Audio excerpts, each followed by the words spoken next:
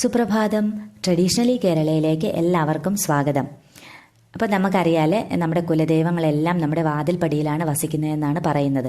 അതുകൊണ്ടാണ് പണ്ടുള്ള ആൾക്കാർ പറയുന്നത് വാതിൽപ്പടിയിൽ ചവിട്ടരുത്, വാതിൽപ്പടിയിൽ തലവെച്ച് കിടന്നുറങ്ങരുത്, വാതിൽപ്പടിമേൽ കയറി നിൽക്കരുത് എന്നൊക്കെ പറയുന്നതിൻ്റെ കാരണം അതാണ്. നമ്മുടെ കുലദൈവങ്ങളെല്ലാം വാതിൽപ്പടിയിൽ വസിച്ചിട്ട് നമ്മുടെ വീട്ടിലുള്ള ആൾക്കാരെ എല്ലാം കാത്ത് രക്ഷിക്കുന്നു എന്നാണ് ഒരു വിശ്വാസം.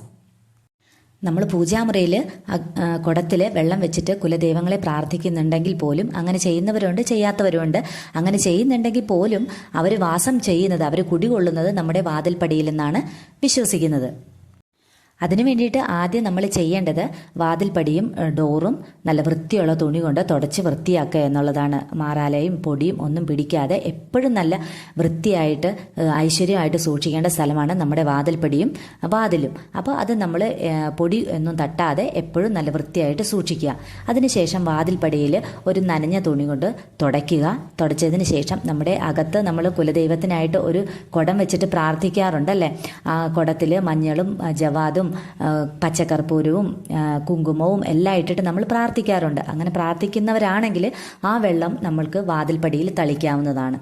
അങ്ങനെ ഇല്ലാത്തവരാണെങ്കിൽ വെറുതെ വെള്ളം നന്നായിട്ട് തുണി കൊണ്ട് തുടച്ചതിന് ശേഷം കുറച്ച് വെള്ളം തളിച്ച് അല്ലെങ്കിൽ കുറച്ച് പനിനീര് തളിച്ചിട്ട് അതിൻ്റെ മേളിൽ നമുക്ക് നമ്മുടെ ഇഷ്ടം പോലെ മഞ്ഞൾ പൂശിയിട്ട് അതിൽ കുങ്കുമപ്പൊട്ട് വയ്ക്കാവുന്നതാണ്. മഞ്ഞൾ വാതിൽ പടി മുഴുവനായിട്ടും തേച്ച് പിടിപ്പിക്കാനായിട്ട് ഇഷ്ടമുള്ളവർക്ക് വാതിൽ പടി മുഴുവനായിട്ടും തേച്ച് വെക്കാം. ഇല്ലെങ്കിൽ സൈഡിൽ മാത്രം ചെയ്യാനായിട്ട് ഇഷ്ടമുള്ളവരാണെങ്കിൽ സൈഡിൽ മാത്രം ചെയ്യാം. നമുക്ക് എങ്ങനെയാണോ ഇഷ്ടം അതേപോലെ തന്നെ നമുക്ക് ചെയ്യാവുന്നതാണ്.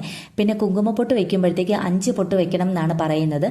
ഞാൻ ചിലപ്പോൾ 1 പൊട്ടും ചിലപ്പോൾ 3 പൊട്ടും ചിലപ്പോൾ 5 പൊട്ടും വെക്കാറുണ്ട്. മഞ്ഞളും കുങ്കുമവും ചാർത്തിയതിന് ശേഷം 2 സൈഡിലും വിളക്ക് തെളിയിച്ച് വെക്കാനായിട്ട് താല്പര്യമുള്ളവർക്ക് വിളക്ക് തെളിയിച്ച് വെക്കാം. അങ്ങനെ താല്പര്യമുള്ളവർ അത് ചെയ്തോളൂ, കുഴപ്പമൊന്നുമില്ല. ഇല്ല എന്നുണ്ടെങ്കിൽ ധൂപാരാധന ചെയ്തിട്ട് നമുക്ക് പൂക്കൾ സമർപ്പിച്ചിട്ട് പ്രാർത്ഥിക്കാവുന്നതാണ്. ഞാൻ വിളക്ക് വയ്ക്കാറില്ല. മഞ്ഞളും കുങ്കുമവും ചാർത്തിയതിന് ശേഷം ധൂപാരാധന ചെയ്ത് പൂക്കൾ സമർപ്പിച്ചിട്ട് പ്രാർത്ഥിക്കുകയാണ് ചെയ്യുന്നത്. അത് ധൂപാരാധന ചെയ്യുന്നത് വെള്ളിയാഴ്ച ദിവസങ്ങളിൽ മാത്രമേ ചെയ്യാറുള്ളൂ. എല്ലാ ദിവസവും ചെയ്യണമെന്ന് ഇഷ്ടമുള്ളവർക്ക് എല്ലാ ദിവസവും ചെയ്യാം.